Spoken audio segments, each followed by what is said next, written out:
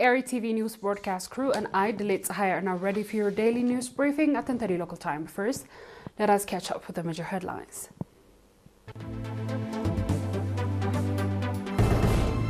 Educational facilities in Asaba region.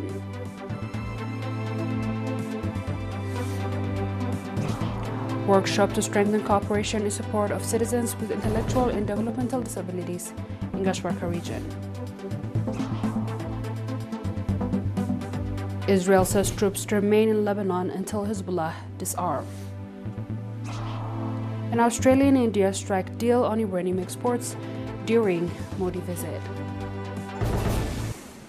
Proceeding with our reports. An activity assessment meeting conducted in Karen, Asaba region to review the implementation of programs in the first half of 2026. It was reported that in collaboration with the public and government, the number of educational facilities in the region increased by 127% in 2025-2026 academic year. At the meeting, it was reported that number of educational facilities, which stood at 134 in 2024-2025 academic year, has currently increased to 304, while the number of students has doubled, reaching 19,000. According to reports presented at the meeting, various projects have been implemented at a cost over 65 million nakfa. The project includes construction and renovation of dams, educational and health facilities, among others. Regarding healthcare provision, it was reported that AI-supported TB diagnostic equipment and physiotherapy equipment for children was put in place in Karen subzone, while an ultrasound facility has been established in Halmamala Health Center. The participants conducted extensive discussion on the reports presented and adopted various recommendations. Commending the activities so far implemented, Colonel Kubram Nurayo, representing the governor of the region, called for more integrated effort to address shortcomings. Speaking at the meeting, Ambassador Abdullah Musa, Minister of Local Government, said that strengthening organizational capacity is the best way to ensure the effective implementation of charted out development programs and called for reinforced participation in that regard. National Association of Intellectual and Developmental Disabilities in Eritrea organized a workshop on 8 July in Barantu, Gashbarka region, aimed at strengthening cooperation among partners, institutions, in its effort to support citizens with intellectual and developmental disabilities. Mr. Thlezgi Tesfamariam, head of the association branch in the region, noted that association in partnership with government institutions is working to enable citizens with disabilities to become productive members of society, equipped with overall vocational capacity.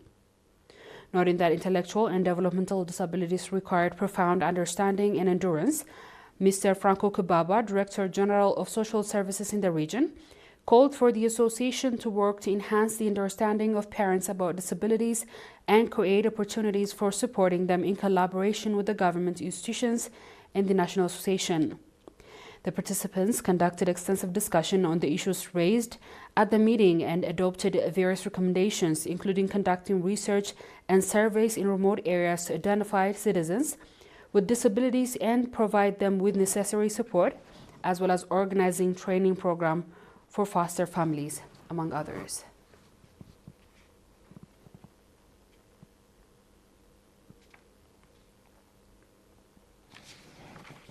A National Union of Eritrean Youth and Students branch in the Central Region has provided 6-month training on first aid to 107 students, including 113 females students in Sembel subzone. Ms. Aster Tsahaye, head of the Union branch in the subzone, commended those who contributed to the successful implementation of the training program. Ms. Tsagga Elias, administrator of the subzone, commending the efforts to enhance the overall capacity of youth and called on the trainees to apply the knowledge they gained from the training in the service of their community. In the same vein, the Cooperative Association of the first round of the National Service provided certificates of appreciation to teachers who took part in the summer education program organized by the association, as well as textbooks to students with intellectual and developmental disabilities.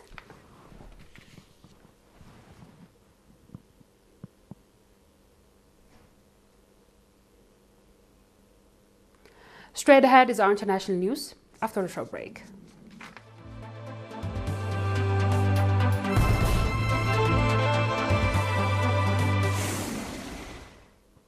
Welcome back. Israeli Defense Minister Israel Katz on Thursday said Israeli forces would remain in Lebanon until Hezbollah is fully disarmed, contradicting U.S. President Donald Trump's statement that Israeli troops would withdraw from southern Lebanon.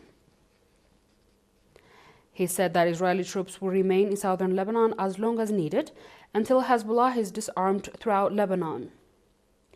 Katz said the Israel troops has established that he would describe as strong security zone in Lebanon, adding that forces hold strong security subzones in Lebanon, adding that the forces in the area stretching from Mediterranean Sea in the west to Beaufort Castle near Arnon in the southern Lebanon and approaching the Mount of Hermon in the east.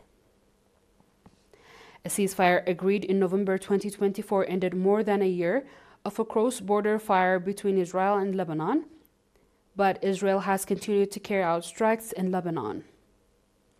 On June 26, the government of Israel and Lebanon reached a U.S.-mediated security agreement under which Israel is to hand over 2 areas of the Lebanese army.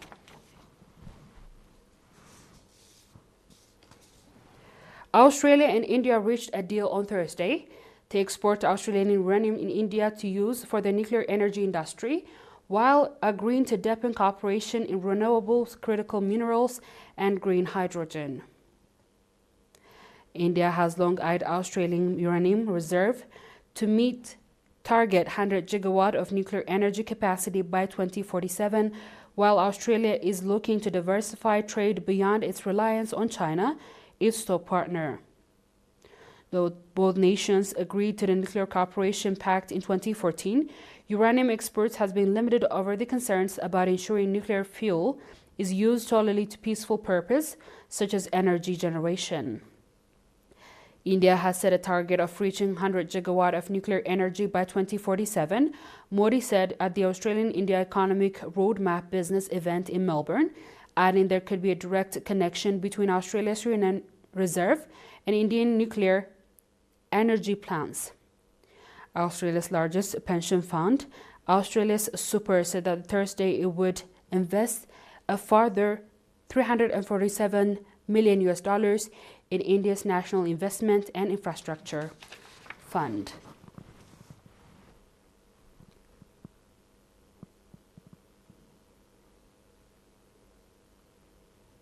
On our last report, Russia introduced a ban on diesel exports on Wednesday as part of the raft of measures to support the domestic fuel market after systematic Ukrainian drone strikes on oil refinery targeting shortage and price spikes in some regions.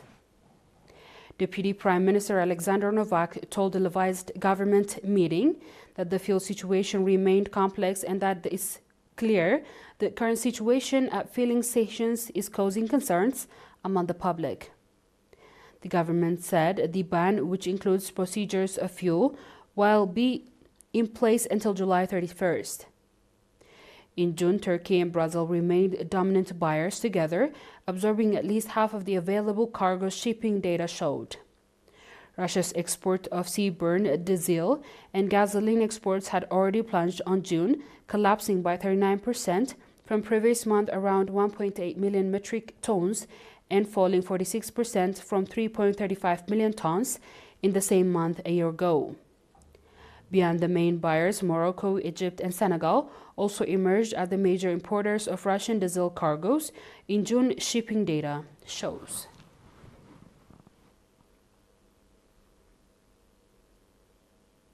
Dear viewers, we've come to the end of tonight's news. Let's have a quick recap of the headlines.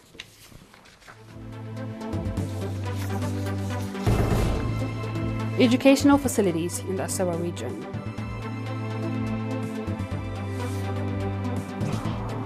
Workshop to strengthen cooperation in support of citizens with intellectual and developmental disabilities in Gashbarka region. Israel says troops to remain in Lebanon until Hezbollah is disarmed.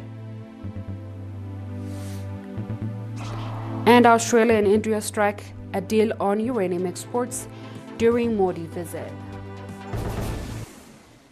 And that was the news from ERi-TV Studios. This has been the Lit High reporting. Thanks for watching and have a good night.